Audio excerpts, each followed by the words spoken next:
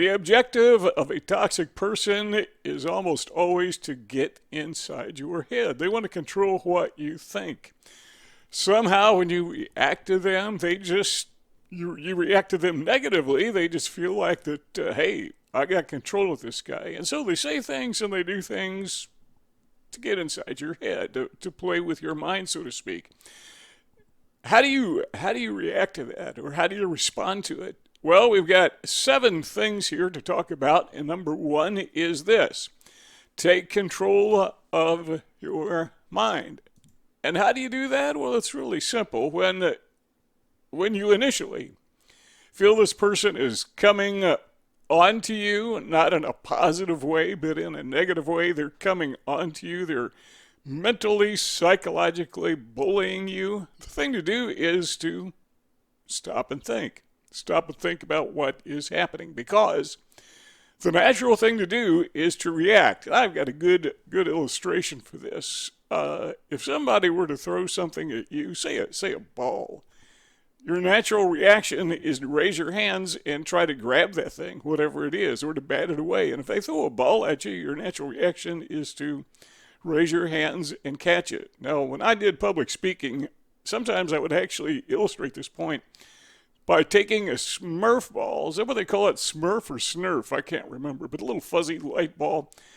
And I would put it in my pocket. I'd hide it in my pocket. But when I was making this point, I'd take it out and throw it at somebody just to see their response, and then throw up their hands and try to catch it. And then I would do the same thing to the same person, and I would say, this time, don't catch it. Just let it bounce off of you. You got to think.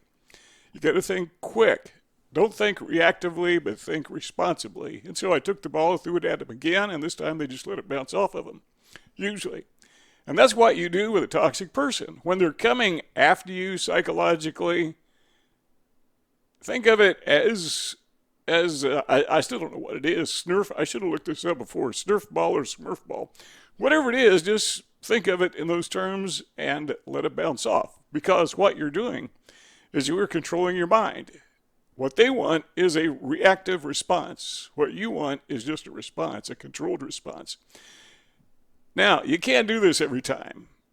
Unless you're superhuman. Maybe you can. I can't. There are times when people just catch me off guard. But by and large, I have learned to stop and think when toxic people come after me. All right, number 2 is this: observational detachment.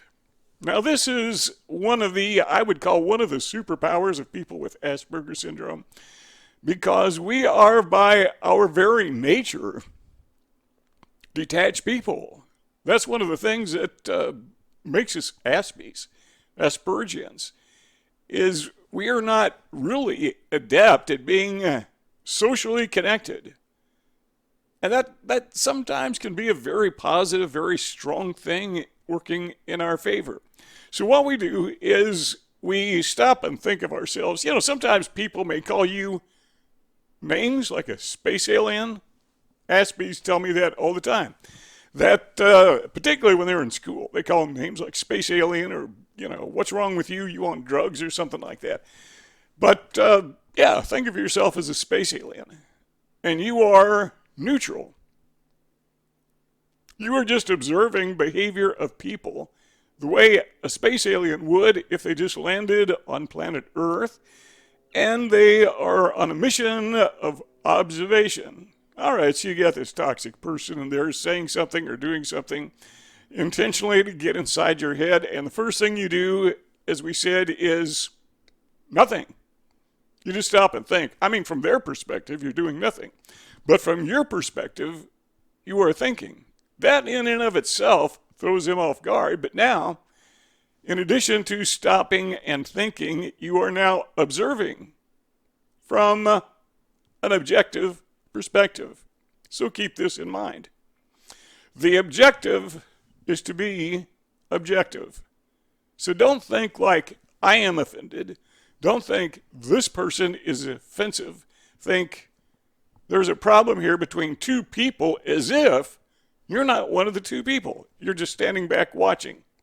And what that does is that gives you a whole new perspective. What that does for you it's giving you control of your mind, control of the situation. All right, number 3 is this. Control your focus. Okay, you're not reacting, but you're responding. You are observing objectively, and now you need to focus. You need to stop and not just stop and think, but stop and think about what's going on here. What is this person doing? You stop and think this. This toxic person is trying to control me. What can I do to stop this person from controlling me? And again, people who have Asperger syndrome, they're just natural targets for these people. I mean, just natural targets. And some people just have a third sense. They pick up on it. You are an empath and they know it. And, you're just red meat to them. Very sad situation. But when you stand back and you stop and think and you focus on what's going on here, then you will put yourself in a position where you actually can respond positively and disarm the toxic person. And that's the objective, to disarm them so they can't get inside your head and control you. Now, that's impossible to do all the time because, quite frankly, when somebody makes you mad, whether intentional or unintentional, they're controlling you. They're controlling us when they do that. Now, maybe it's justified. Maybe we should get mad, and sometimes we should.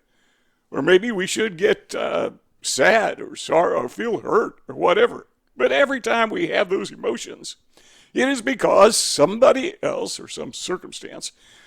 But speaking of toxic persons, it's because they got inside our heads and they evoked this emotional reaction. We don't want to react. We want to respond. We want to take back our minds. We want to control them, not let them control us. We want to do this. And this is number 5. This is what I call going poker face. And I have talked about this in other videos. And when we talk about poker face, what we're talking about is simply putting ourselves in a position where we are showing no emotions. And again, you got Asperger syndrome. This is something you probably do anyhow. You have that, what psychologists call flat effect. And you're just not showing those emotions. That bothers toxic people. That really bothers them because the way they control people is to get emotional responses, reactions rather, out of them. But you're not doing that by nature.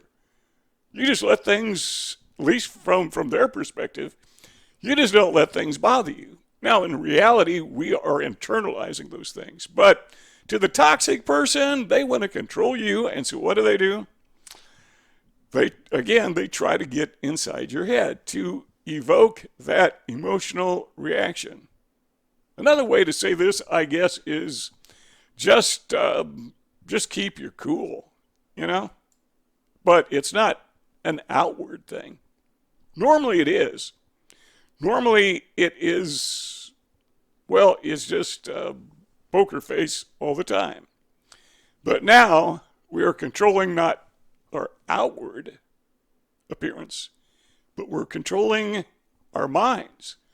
Our mind is going poker face. We're just not reacting. Flat effect. Number 6 is this. And this is important. By the way, let's do number 6 and I'll tell you about number 7. But number 6 is this. Answer with questions. When somebody asks you something, don't answer them. Ask them a question. Because they ask a question to control you. And when you answer with a question, you are taking control. So people ask questions. Now this is so important, you may want to stop and write this one down. But people ask questions for one of 2 reasons almost always. In fact, I can't even think of an exception. Reason number 1 is they are asking a question because they want an answer.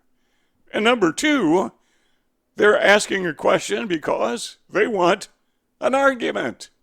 People ask questions for those two reasons. I can't think of any exception. Maybe you can. If you can, put it in the comments, educate me. But let's say, for example, somebody wants to know what time it is. So they will ask somebody, do you know what time it is?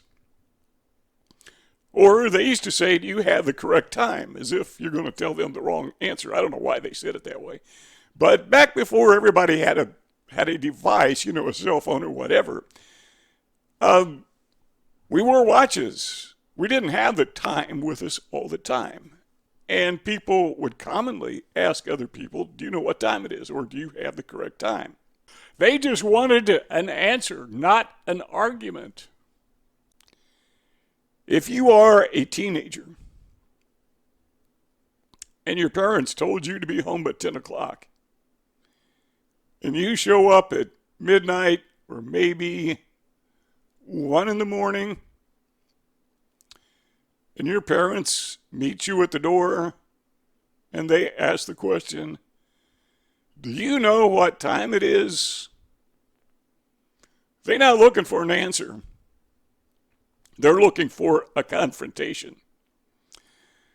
So always keep in mind that when a toxic, controlling person is asking you a question, usually, and by the way, parents are supposed to be in control, and sometimes they need to be a little toxic just to keep kids in line. But that's not what we're talking about. So when you have this toxic, controlling person, and he or she is asking you these questions to control you, you take back control by asking them a question. All right, let's say you're at the workplace and maybe a toxic person, I'm just thinking off the top of my head here, but a toxic person may say, why didn't you do that? How do you answer that? Well, you don't. You just respond with a question. Why did I do what? Or why didn't I do what? Or why didn't you do it? Always come back with a question. And anybody who is involved in the art of debate understands this well. When you are debating somebody, in a formal debate or whatever, I was in politics for a while. And when you have people come up and want to argue politics with you, ask them questions. When they ask you a question, why do you believe this? Or why don't you want to do this? Think of a question to respond. It is a powerful tool for controlling the controller. Number 7 is this. Use disarming deflection questions. And I've got 6 of them. And I'm going to tell you what those questions are in the next video. But I got to tell you, the 6th one. The 6th disarming question. It's 4 words. A question with 4 words. And this is a question that disarms every toxic person I have ever used it on. So you need to watch, if you would please, watch for the next video, 4 words, or the title will be something like 4 words to disarm toxic people. Now, let me close out by saying, people with Asperger syndrome, we do not, or empaths in general, we do not have to be taken advantage of. And we don't have to change our personalities. We just need to make some subtle changes and use some basic human strategies. Yeah, it's really that simple.